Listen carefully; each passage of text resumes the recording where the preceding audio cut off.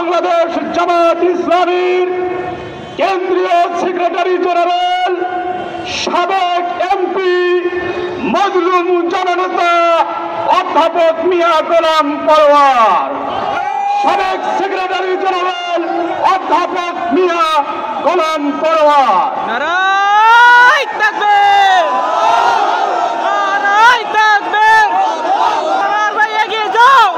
আসসালামু আলাইকুম ওয়া রাহমাতুল্লাহি ওয়া বারাকাতুহু। রংপুরবাসী সবাই ভালো আছেন? আলহামদুলিল্লাহ, আলহামদুলিল্লাহ রাব্বিল আলামিন। الصلاة والسلام على سيد المرسلين وعلى آله وصحابه أجمعين। বাংলাদেশ জামাত ইসলামীর রংপুর মহানগরীর উদ্যোগে আয়োজিত আজকের দেশব্যাপী বিভাগীয় সদরের জামাত ইসলামের বিক্ষোভ কর্মসূচির অংশ হিসেবে এই বিশাল জনসভার সংগ্রামী সভাপতি, মহানগরীর সম্মানিত আমির জননেতা আজম খান, আপনারা দেখতে পাচ্ছেন সভামঞ্চে বাংলাদেশ জামাত ইসলামীর সম্মানিত কেন্দ্রীয় এবং স্থানীয় নেতৃবৃন্দ উপস্থিত আছেন, বন্ধু রাজনৈতিক দলের নেতৃবৃন্দ উপস্থিত আছেন, সাংবাদিক বন্ধুগণ আছেন, আমার অমুসলিম অনেক ভাইরা হয়তো আছেন। আজকের এই রংপুর পাবলিক লাইব্রেরি ময়দানে সমবেত জনসভায় উপস্থিত প্রিয় রংপুরবাসী এবং দেশবাসী ভাই ও বোনেরা, মহান আল্লাহ তাআলার কাছে আমরা শুকরিয়া আদায় করছি। দেশ জাতির কল্যাণে জামাত ইসলামী জনগণের রায়ের মধ্য দিয়ে একটি সুষ্ঠু স্বচ্ছ নিরপেক্ষ নির্বাচনের মাধ্যমে নির্বাচিত জনপ্রতিনিধির কাছে ক্ষমতা হস্তান্তরের যে প্রতিশ্রুতি বর্তমান অন্তর্বর্তীকালীন সরকার জাতির কাছে দিয়েছিল, আমরাও সরকারের কাছে প্রতিশ্রুতি দিয়েছিলাম একটি নিরপেক্ষ নির্বাচনে জামাত ইসলামের পক্ষ থেকে সব ধরনের সহযোগিতা আমরা করব। আমরা এখনো আল্লাহর কাছে সেই কারণে কৃতজ্ঞতা জানাই, নিয়মতান্ত্রিক পদ্ধতিতে আমরা সরকারকে বাংলাদেশের নতুন সেই অভিযাত্রায় এগিয়ে যাওয়ার জন্য এখন আমরা সহযোগিতা করে যাচ্ছি।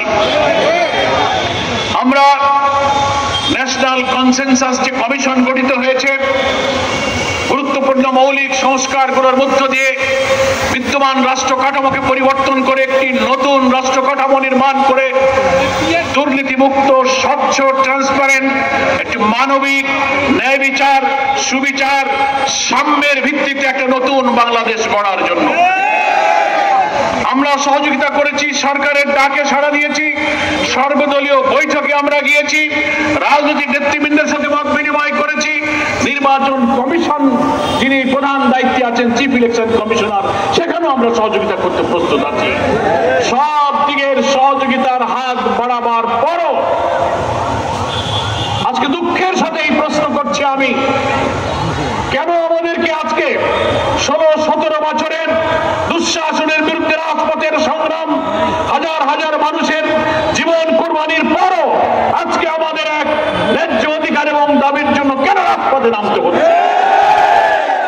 হচ্ছে? এই কারণে দুঃখের সাথে আমরা লক্ষ্য করছি, প্রধান উপদেষ্টা তিনি যেমন সরকারেরও প্রধান, আবার রাষ্ট্রীয় গুরুত্বপূর্ণ সংস্কারের জন্য জাতীয় ঐক্যমত্য কমিশন, যেটাকে ন্যাশনাল কনসেনসাস কমিশন করা হয়েছে, তারও প্রধান আমাদের প্রধান উপদেষ্টা। ফলে লেভেল প্লেইং ফিল্ড, জুলাই সনদকে বাস্তবায়ন করে আইনি ভিত্তি দিয়ে তার ভিত্তিতে নির্বাচন করা, পিআর পদ্ধতি চালু করা, নির্বাচনের পূর্বে ফ্যাসিবাদের দোষর ঘৃণ্য অপরাধীদের বিচার নিশ্চিত করা, লেভেল প্লেইং ফিল্ডকে নিশ্চিত করা, এই সব দাবি বাস্তবায়নের পথে আমরা দেখছি রহস্যজনকভাবে একটি প্রভাবশালী শক্তি সরকারের উপরে জোর খাটিয়ে লেভেল প্লেইং ফিল্ড বাস্তবায়ন করতে দিচ্ছে না। দৃশ্যত মনে হয় সরকার কোন চাপের মুখে যেন দুর্বল হয়ে মাথা নত করেছে। সরকারকে সজাগ করার জন্য দেশবাসীকে সাথে নিয়ে আমরা নিয়মতান্ত্রিক পথে সেই জন্য আন্দোলনের রাজপথে কর্মসূচি ঘোষণা করেছি। গত 15ই সেপ্টেম্বর ঢাকা থেকে আমরা সারা দেশব্যাপী সেই কর্মসূচি ঘোষণা করেছিলাম। গতকাল ছিল তার প্রথম দিন। রাজধানী ঢাকায় বিক্ষোভ সমাবেশ এবং মিছিল, বিশাল বিক্ষোভ মিছিলের মধ্য দিয়ে আমরা গতকাল সেই কর্মসূচি পালন করেছি। আজকে বাংলাদেশের 7টি বিভাগীয় সদরে সমাবেশ এবং বিক্ষোভ হচ্ছে। আগামী 26 তারিখে বাংলাদেশের সকল জেলা উপজেলায়, গ্রামে গঞ্জে, শহরে নগরে জনগণকে ন্যায্য দাবির ভিত্তিতে ঐক্যবদ্ধ করার জন্য আমরা কর্মসূচি পালন করব। প্রিয় দেশবাসী, আমাদের এই যে 5 দফা দাবি, এটা জনগণের আকাঙ্ক্ষা নাকি বলেন? এই দাবির ব্যাপারে প্রধান উপদেষ্টা জাতির কাছে প্রতিশ্রুতিবদ্ধ। গত 5ই আগস্ট জাতীয় সংসদের দক্ষিণ প্লাজায় দাঁড়িয়ে জুলাই ডিক্লারেশনের নামে যে জুলাই ঘোষণা তিনি দিয়েছিলেন, সেখানে তিনি অঙ্গীকার করেছিলেন বিদ্যমান রাষ্ট্র ব্যবস্থার দুর্নীতিগ্রস্ত দলীয়করণের ধ্বংসপ্রাপ্ত সমস্ত প্রতিষ্ঠান অর্গানগুলোকে নতুন করে সংস্কার করা হবে। আমরা সেই সংস্কার কাজে সরকারকে সাহায্য করছি, কিন্তু এখন দেখতে পাচ্ছি সেই সংস্কারের জন্য ঐক্যমত্য কমিশনের প্রচেষ্টার সামনে একটি দুঃখজনক অন্তরায় এবং বাধার সৃষ্টি করা হচ্ছে। আমরা জুলাই সনদের প্রশ্নে প্রথম কথা বলতে চাই। জুলাই সনদ কি? তার আগে জুলাই ডিক্লারেশন, জুলাই ঘোষণা বলা হয়েছে, আর এখন চলছে জুলাই সনদের আলোচনা এবং বাস্তবায়নের দাবি। জুলাই ঘোষণা 5ই আগস্ট দেওয়া হয়েছিল। 24-এর গণ অভ্যুত্থানের ঐতিহাসিক প্রেক্ষাপট তুলে ধরে দেশের কোটি কোটি মানুষের এক জীবনদান শাহাদাতকে স্মরণ করে বাংলাদেশের স্বাধীনতার ইতিহাসকে সামনে রেখে এদেশের জনগণের এই ঐতিহাসিক অবদানকে সংবিধানে স্বীকৃতি দেওয়ার জন্য একটা জুলাই ঘোষণার দাবি আমরা করেছিলাম। সেটা সেদিন দেওয়া হয়েছিল। সেখানেও লেভেল প্লেইং ফিল্ড মেনটেন করা হয় নাই। জুলাই ঘোষণার যে ড্রাফট করা হয়েছিল, খসড়া করা হয়েছিল, যতগুলো অনুচ্ছেদ করা হয়েছিল, আমরা বলেছিলাম সকল রাজনৈতিক দল, স্টেক হোল্ডারকে তার কপি দেওয়া হোক, আমরা পরামর্শ দেব। একটা খসড়া পেয়ে আমরা যেসব পরামর্শ দিয়েছিলাম, চূড়ান্ত যখন করে 5 তারিখে প্রধান উপদেষ্টা যখন জাতির সামনে পড়লেন, দেখলাম আমাদের অনেক পরামর্শ সেখানে গ্রহণ করা হয় নাই, বরং সেই জুলাই ঘোষণার মধ্যে একটি দলের চিন্তাকে প্রাধান্য দেওয়া হয়েছে। আমরা তারপর সাংবাদিক সম্মেলন করে বলেছি এই জুলাই ঘোষণাকে সংশোধন করতে হবে। ওনারা এখনো সংশোধন করেননি, এখনো সংশোধনের সময় আছে। সেদিকে আমি প্রধান উপদেষ্টাকে আমি মনোযোগ আকর্ষণ করছি। তারপরে এসছে জুলাই সনদ, জুলাই চার্টার। সেটা কি? সেটা হচ্ছে বিদ্যমান রাষ্ট্র ব্যবস্থাকে সংস্কারের জন্য একটি সিদ্ধান্তের ভিত্তিতে প্রধান উপদেষ্টা 6টি সংস্কার কমিশন গঠন করেছিলেন, রিফর্ম কমিশন। একটা ছিল জনপ্রশাসন, দ্বিতীয় ছিল পুলিশ অ্যাডমিনিস্ট্রেশন, তৃতীয় ছিল জুডিশিয়ারি বিচার ব্যবস্থা, চতুর্থ ছিল সংবিধান সংস্কার, পঞ্চম ছিল নির্বাচন ব্যবস্থার সংস্কার, ষষ্ঠ ছিল দুর্নীতি দমন কমিশনের সংস্কার। 6 জনকে চেয়ারম্যান করে 6টি রিফর্ম কমিশন করা হয়েছিল। তারা রাজনৈতিক দলগুলোর কাছে পরামর্শ চেয়েছিলেন। আমরা জামাত ইসলামী সহ রাজনৈতিক দল লিখিত পরামর্শ দিয়েছি। ভিন্ন ভিন্ন দলের ভিন্ন মত আসার কারণে সকলকে কি করে ঐক্যমত্য করা যাবে, আবার সর্বদলীয় মিটিং করে প্রধান উপদেষ্টা আর একটা কমিশন করলেন। তার নাম দেওয়া হলো ঐক্যমত্য কমিশন। তাহলে কয়টা কমিশন হলো? 2টা হলো। একটা হলো সংস্কার কমিশন, আর একটা হলো ঐক্যমত্য কমিশন। সংস্কার কমিশনের 6 জন চেয়ারম্যান 6টা বিভাগে। দেখা গেল রাজনৈতিক দলগুলো ভিন্ন ভিন্ন মত। আমরা প্রধান উপদেষ্টার ডাকে সেখানে সাড়া দিয়ে গেলাম। আমরা বললাম ঠিক আছে, সকলকে একটা ইউনিফর্ম থিঙ্কিং এ এনে সব সংস্কারের বিষয়ে আমরা একমত করার জন্য এই ঐক্যমত্য কমিশনকে আমরা সাহায্য করব। 6টি কমিশনের চেয়ারম্যানকে সংযুক্ত করা হলো। প্রধান উপদেষ্টা সেই ঐক্যমত্য কমিশনের চেয়ারম্যান হলেন, কো চেয়ারম্যান হলেন প্রফেসর ডক্টর আলী রিয়াজ। তিনি কো চেয়ারম্যান হিসেবে ঐক্যমত্য কমিশনের দায়িত্ব পালন করছেন। তিনি চেষ্টা করলেন সকল দলকে দফায় দফায় বৈঠকে, কয়েকটা মাস ধরে আপনারা টেলিভিশন অনলাইন মিডিয়াতে দেখছেন, বারবার বসা হচ্ছে এক করার জন্য। 166টা সংস্কার প্রস্তাব দেওয়া হয়েছিল। সব দল আমরা বিস্তারিত অধ্যয়ন করে আমরা সরকারকে পরামর্শ দিয়েছিলাম, আমাদের মতামত জানিয়েছি। তার মধ্যে 84টি সংস্কারের ব্যাপারে সবাই আমরা একমত হয়েছি। 19টি মেজর রিফর্ম প্রস্তাব গুরুত্বপূর্ণ সাংবিধানিক প্রশ্নে এসে দলগুলোর মধ্যে ভিন্ন মত দেখা দিল। সরকার সেখানে দফায় দফায় 2 মাস ধরে ঐক্যমত্য কমিশন বসছেন এবং চেষ্টা করছেন। সেখানে 9টি পয়েন্টে বিএনপি নোট অফ ডিসেন্ট দিয়েছে, আমরাও 2-1টা পয়েন্টে নোট অফ ডিসেন্ট দিয়েছি। মেজর কিছু রিফর্ম ইস্যুতে এসে মত পার্থক্য হয়েছে এবং বিদ্যমান রাষ্ট্র ব্যবস্থাকে সংস্কার করার জন্য খুব গুরুত্বপূর্ণ সাংবিধানিক কিছু বিষয়ে আমরা সিদ্ধান্ত নিতে যাচ্ছি। এই কারণে 17 বছর যে ফ্যাসিবাদী শাসন, যে রাষ্ট্র কাঠামোর কারণে শাসকরা কর্তৃত্ববাদী স্বৈরাচারী হয়ে ওঠে, আমরা এমন একটি রাষ্ট্র কাঠামো নতুন করে বানাতে চাই যেন এই রাষ্ট্র কাঠামোতে যিনি নির্বাচিত হবেন তিনি যেন আর কর্তৃত্ববাদী ফ্যাসিবাদী না হয়ে ওঠে। এজন্য আমরা বলেছি কোন প্রধানমন্ত্রী 2 বারের বেশি প্রধানমন্ত্রী থাকতে পারবেন না। আমরা বলেছি রাষ্ট্রপতি প্রধানমন্ত্রীর মধ্যে ক্ষমতার ভারসাম্য রাখতে হবে। সাংবিধানিক যত পদ, কনস্টিটিউশনাল পোস্ট, গুরুত্বপূর্ণ জায়গাগুলোতে প্রধানমন্ত্রীর ইচ্ছা ছাড়া আগে নিয়োগ দেওয়া যেত না। দুর্নীতি দমন commission, PSC, public service commission, অনেক কনস্টিটিউশনাল পোস্ট আছে। আমরা বলেছি তারপর প্রধান বিচারপতি, অ্যাপিলেট ডিভিশনের বিচারপতি নিয়োগ, কোনো কিছুই প্রধানমন্ত্রীর ইচ্ছা ছাড়া রাষ্ট্রপতির এগুলো নিয়োগ দেওয়ার কোনো সুযোগ ছিল না। এই করেই কিন্তু একটা দেশের সরকার প্রধান কর্তৃত্ববাদী হয়ে ওঠে। সেই কারণে আমরা বলি এটা রিফর্ম করতে হবে, এটার জন্য সেপারেট অ্যাপয়েন্টিং অথরিটি করতে হবে। এটার জন্য সাংবিধানিক পদ, গুরুত্বপূর্ণ পদ, বিচার ব্যবস্থার বিচারপতিদের পদ, তারপরে তত্ত্বাবধায়ক সরকারের প্রধান কিভাবে নির্বাচিত হবেন, তার জন্য সংবিধান সংস্কারে আমরা জামায়াত ইসলামী লিখিতভাবে অনেক গুরুত্বপূর্ণ প্রস্তাব দিয়েছি। 31টি দল ঐক্যমত্য কমিশনে আলোচনা করে এই সব প্রস্তাবে 25টি দল আমরা একমত হয়েছি। বিএনপি সহ 6টি দল তারা মানতে রাজি না। আমরা বলেছি নির্বাচন পদ্ধতি, ইলেকটোরাল সিস্টেমে প্রপোর্শনাল রিপ্রেজেন্টেশন সিস্টেম, সংখ্যানুপাতিক পদ্ধতিতে নির্বাচন হতে হবে। তার যুক্তি আমরা দিয়েছি। লিখিতভাবে রিফর্ম প্রপোজালে আমরা বলেছি 2 কক্ষ বিশিষ্ট পার্লামেন্ট, আপার হাউস লোয়ার হাউস হবে, 2 কক্ষে আমাদেরকে পিআর চালু করতে হবে। আমরা বলেছি পিআর হলে লাভ কি? পিআর হলে লাভ হলো প্রত্যেকটি ভোটারের ভোটের মূল্যায়ন হয়।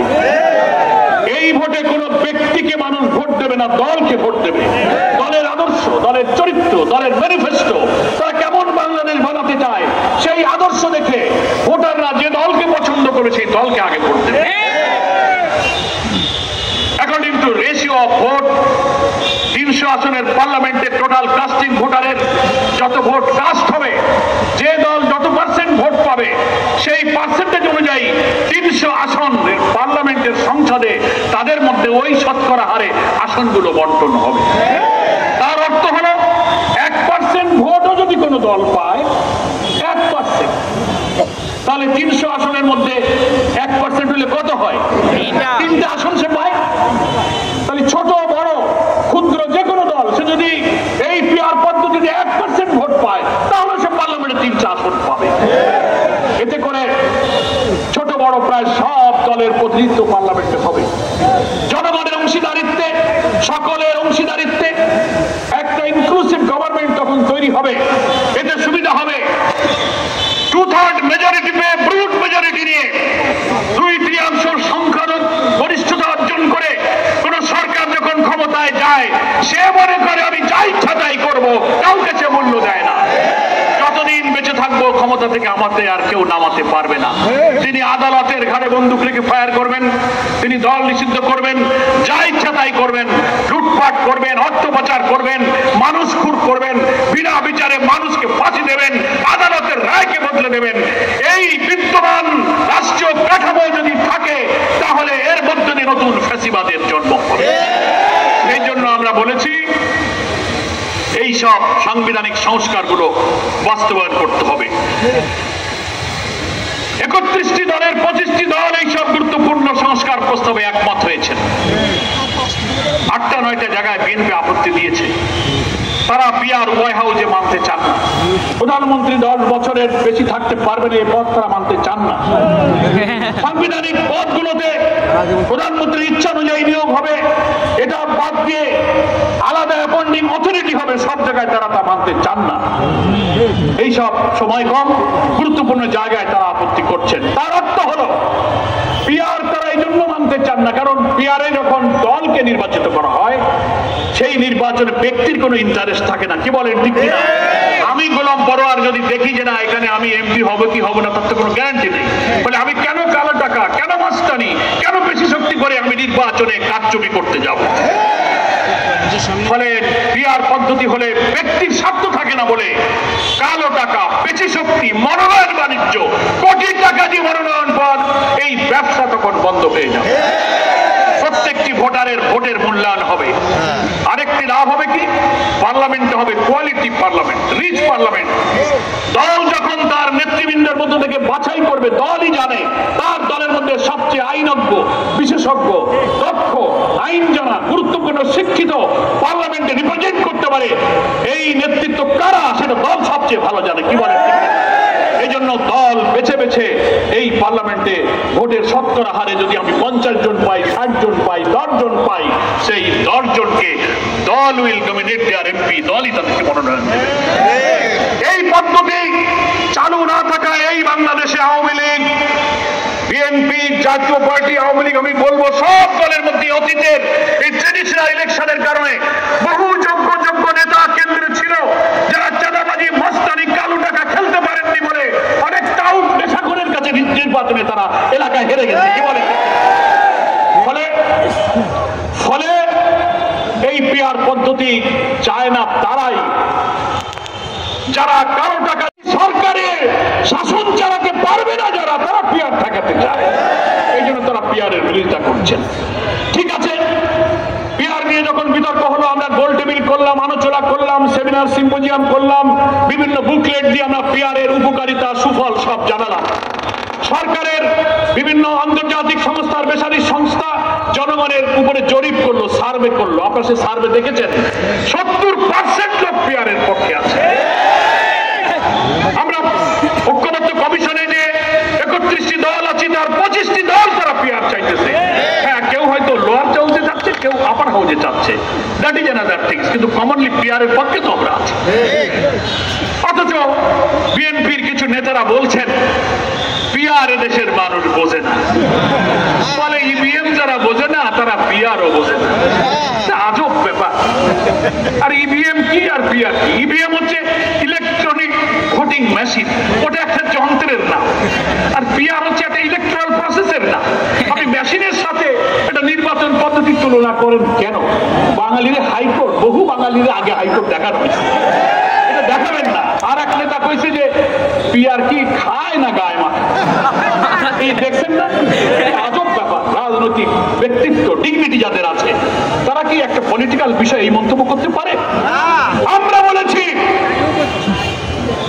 এদেশের অধিকাংশ জনগণ পিআর চায়, চাই কিনা আপনি ভোটে পিআরের পক্ষে মতামত গ্রহণ করুন।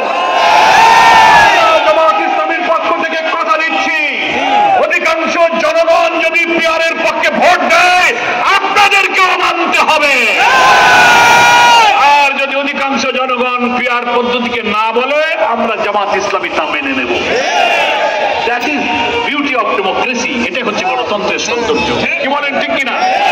অথচ আপনি বলেন এটা খায় না গায়ে মাখায়। আপনি একটা সিস্টেমের সাথে মেশিনের তুলনা করলেন।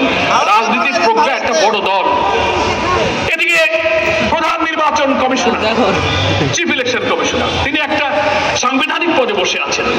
আরে বাবা, আপনি তো আইন জানালো, সংবিধান জানালো, উনি ওখান থেকে একদিন বলে বসলেন পিআর এর সংবিধানে আইন নাই। এটা কি আপনি বলতে পারেন? সংবিধান কি খালি আপনার আলমারিতে আছে, আমাদের আলমারিতে সংবিধান নাই? সংবিধানে কি পদ্ধতিতে নির্বাচন হবে তা কিন্তু উল্লেখ নাই। বলা আছে এভরি আফটার 5 ইয়ার্স, প্রতি 5 বছর পর পর জনগণের ভোটে জনপ্রতিনিধিত্বশীল সরকার আসবে, তারাই সরকার গঠন করবে।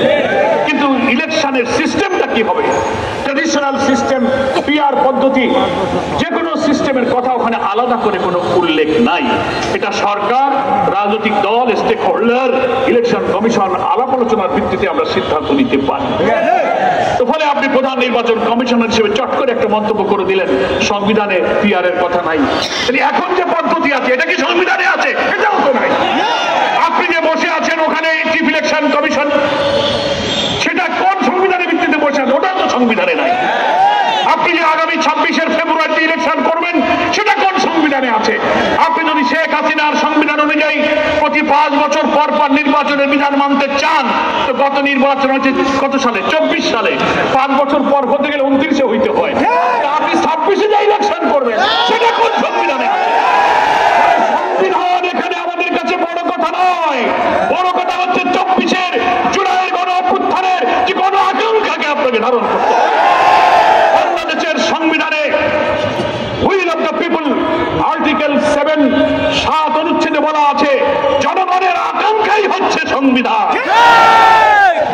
17 বছরের স্বৈর শাসনকে এক সাদর রক্তের বিনিময়ে বিদায় দেওয়ার মধ্য দিয়ে জুলাই অভ্যুত্থানে যে আকাঙ্ক্ষা তৈরি হয়েছিল, সেই আকাঙ্ক্ষার ভিত্তিতে ইউনিসেফ প্রধান উপদেষ্টা, সেই আকাঙ্ক্ষার ভিত্তিতে আপনি চিফ ইলেকশন কমিশনার, সেই আকাঙ্ক্ষার ভিত্তিতে আগামী ইলেকশন।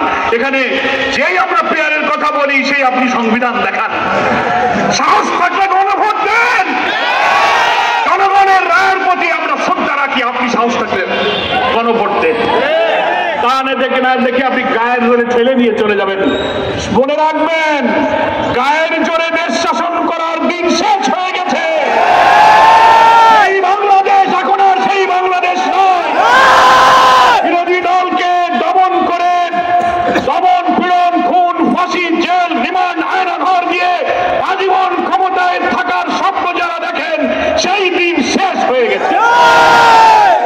আবার এই বিদ্যমান রাষ্ট্র কাঠামোতে আমরা বলতে চাই, মেজর গুরুত্বপূর্ণ সংস্কারগুলো বাস্তবায়ন না করে যদি বিদ্যমান রাষ্ট্র কাঠামোতে আবার নির্বাচন হয়, আরেকটি হাসিনার জন্ম হবে, আরেকটি ফ্যাসিবাদের জন্ম হবে। বাংলার মানুষ তা হতে দেবে না।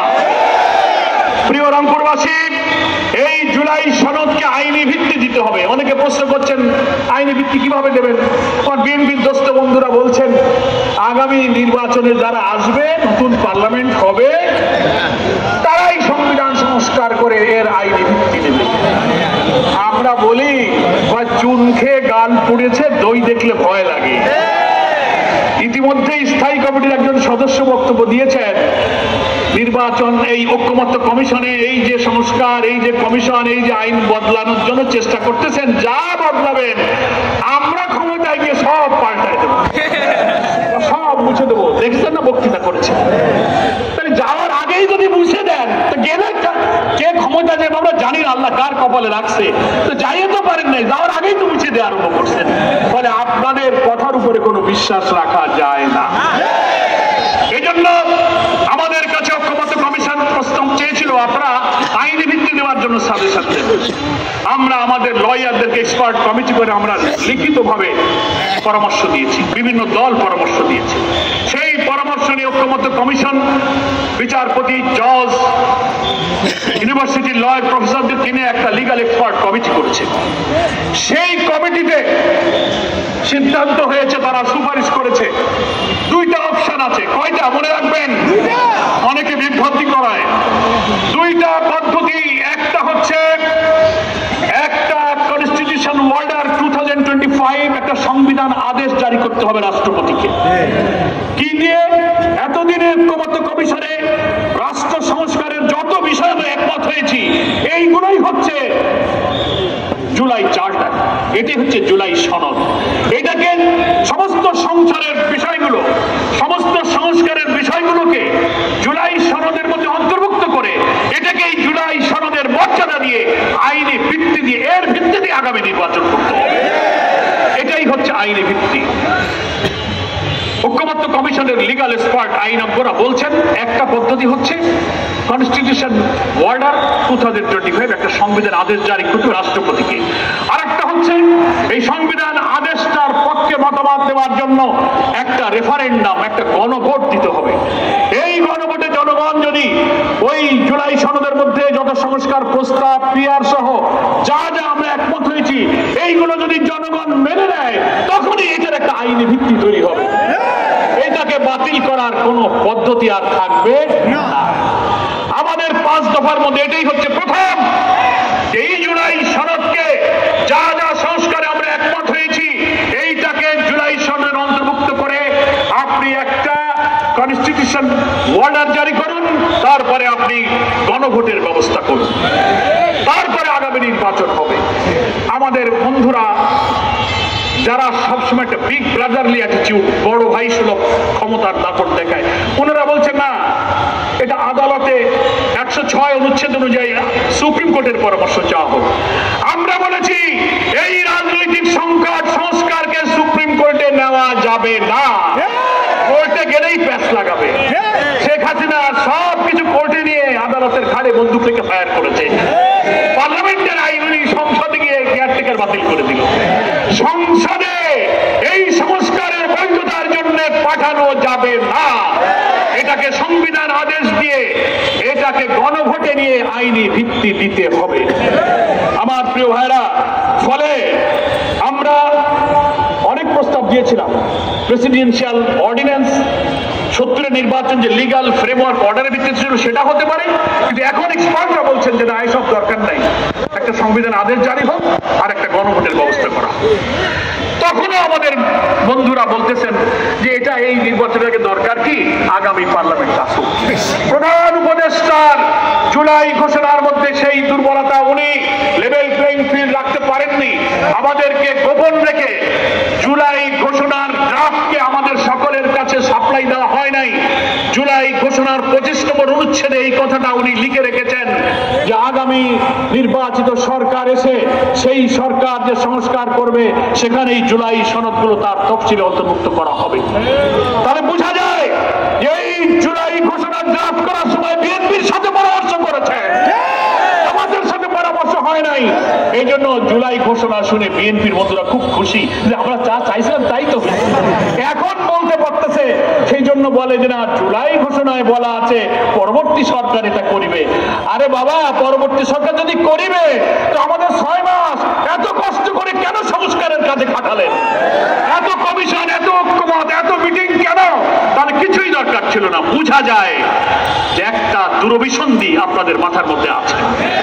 সেজন্য আমি বলি যে আমাদের আইনি ভিত্তি দিয়ে এই নির্বাচনের আগেই সংবিধান আদেশ, গণভোট সব ছাড়তে হবে, তারপর ফেব্রুয়ারিতে আমরা নির্বাচন চাই। এখনো 5 মাস সময় আছে, এটা সম্ভব। এইগুলো বলে পরবর্তী পার্লামেন্টের জন্য এটা রাখা যাবে না। কারা ক্ষমতায় আসবে জানি না, বিদ্যমান কাঠামো যদি না বদলানো হয়, এই কাঠামোর মধ্যে যেই ওখানে যাবে সেই হাসিনা, সেই ফাঁসিবাদ হয়ে তৈরি হবে। তাই আমরা দাবিতে বলেছি যে আমাদের লেভেল প্লেইং ফিল্ড আপনারা মেনটেন করতে পারছেন না। প্রধান উপদেষ্টা লন্ডনে গিয়ে একটা পার্টির সাথে জয়েন্ট মিটিং করেছেন, যুক্ত প্রেস ব্রিফিং করেছেন। এটা লেভেল প্লেইং ফিল্ড হয়নি। আপনি নির্বাচনের তারিখ ফেব্রুয়ারিতেই করেন, দেশে এসে সবাইকে নিয়ে ঘোষণা দিতে পারতেন। লন্ডনে বসে ঘোষণা দিয়েছেন, লেভেল প্লেইং ফিল্ড করতে পারেননি। প্রধান নির্বাচন কমিশনার বলতেছেন পিআর সংবিধানে নাই, এটা বলার অধিকার নাই। এটা বিএনপির সুরে আপনি কথা বলেছেন, তার অর্থ হলো আপনি লেভেল প্লেইং ফিল্ড রাখতে পারেন নাই। সেজন্য 5 দফার একটা অন্যতম দাবি আমাদের নির্বাচনের আগে মাঠের সমতা, লেভেল প্লেইং ফিল্ড। একটা দলকে যে অধিকার দেবেন, আমাকেও সে অধিকার দেবেন। কোন বিষয়ে কারোর সাথে যে পরামর্শ করবেন, আমার সাথেও সে পরামর্শ করবেন। That is called level playing field. আপনি তা করতে পারছেন না। তারপরে আমরা বলেছি, ওয়াদা করে বলেছিলেন নির্বাচনের আগে মানবতা বিরোধী ঘৃণ্য অপরাধে যারা অপরাধী, হাজার হাজার লোককে যারা হত্যা করলো, লাশ আগুনে পোড়ালো, হেলিকপ্টার থেকে মানুষ হত্যা করলো, রংপুরের অকুতভয় মৃত্যু ভয়হীন জুলাই যোদ্ধা আবু সাইদকে যারা খুন করলো, যার আত্মদান দুনিয়াকে শিহরণ করে বিপ্লবের রক্ত জাগিয়ে দিয়েছে, এই অপরাধীদের নির্বাচনের আগে দৃশ্যমান বিচার শেষ করতে হবে। ফাঁসিবাদকে যারা এই 17 বছর টিকিয়ে রেখেছিল 14 দল আর জাতীয় পার্টি, এরা যদি আওয়ামী লীগের সাথে না থাকতো, এরা এই স্বৈরাচারী হয়ে ওঠার সুযোগ পেত না, এই নির্বাচনের বৈধতা পেত না। ফলে আওয়ামী লীগ যে অপরাধে অপরাধী, জাতীয় পার্টির 14 দল মেনন ইনুরা একই অপরাধে অপরাধী। আমরা তাদের রাজনৈতিক কার্যক্রমকে স্থগিত করতে বলেছি, নিষিদ্ধ করতে বলেছি। এই 5 দফা দাবি মানতে হবে। অনেকে বলছেন ভাই আপনারা তো ঐক্যমত্য কমিশনে মিটিং এ যাচ্ছেন, তা আলোচনা তো শেষ হয়নি, এখন রাজপথে চলে গেলেন কেন? চলে গেলাম কেন তো বোঝেন না? আপনি একটা জুলাই সনদ করবেন, ডিক্লারেশন করবেন, গোপনে ড্রাফট দিয়ে দেবেন বিএনপির কাছে, ও লেভেল প্লেইং ফিল্ড থাকে না। এইগুলো যত না করেন আমরা এখনো আলোচনার টেবিলে বসতে রাজি। আমরা নিরাশ নই, আমরা আলোচনায় যাব, কিন্তু আপনি নিরপেক্ষভাবে আমাদেরকে ডাকেন। জনগণের যে opinion, will of the people article 7 এ বলা হয়েছে, সেই জনমত যাচাই করে সেই সিদ্ধান্ত নেন।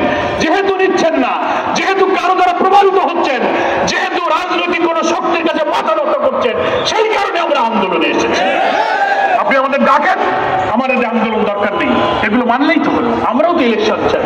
আমাদের আমিরে জামাত ডাক্তার শফিকুর রহমান তো প্রথম বলেছিলেন যে ফেব্রুয়ারি হচ্ছে নির্বাচনের উপযুক্ত সময়, কি বলেছিলেন না?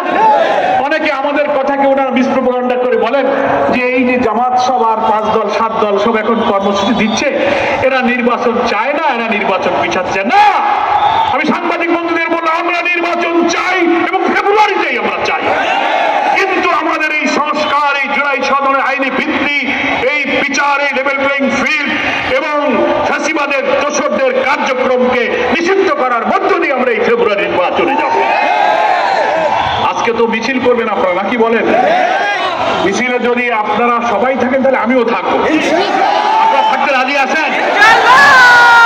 তো আমি মনে করি যে আমি থাকবো আপনাদের অনুরোধের কারণে, কিন্তু আপনারা মিছিল থেকে কেউ আগে যাবেন না, যেখানে শেষ হবে সেখান থেকেই যাবেন। রাজি? শৃঙ্খলার সাথে মিছিল হবে। আমরা সরকারকে আর যারা পিয়ার মানতে চাচ্ছেন না, জুলাই সনদকে যারা পরবর্তী পার্লামেন্টে নিয়ে যেতে চাচ্ছেন, তাদেরকে বলবো আপনাদের আতঙ্কিত আর কিছু নেই। আমাদের আন্দোলন নিয়মতান্ত্রিক হবে। আমরা কোনো ভাঙচুর জ্বালাও পোড়ার আন্দোলন করছি না। আমাদের আন্দোলন নিয়মতান্ত্রিক, জনগণের আকাঙ্ক্ষার প্রতিফলনের জন্য আমরা এই আন্দোলন এগিয়ে নিতে চাই। ফলে আপনারা আমাদের এই 5 দফা মেনে নিন।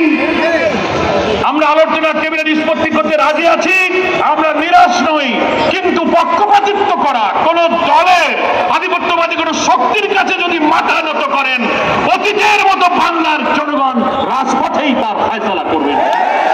সকলকে ধন্যবাদ জানিয়ে আজকে রংপুর পাবলিক লাইব্রেরি ময়দানে বিভাগীয় সদরের ঐতিহাসিক সমাবেশ যারা সফল করেছেন, বাংলাদেশ জামাত ইসলামীর কেন্দ্রের পক্ষ থেকে রংপুরবাসীকে ধন্যবাদ জানিয়ে, কৃতজ্ঞতা জানিয়ে, মহান আল্লাহর শুকরিয়া জানিয়ে আমি আমার বক্তব্য শেষ করছি। আল্লাহ হাফেজ। বাংলাদেশ জিন্দাবাদ, জামাত ইসলামী জিন্দাবাদ।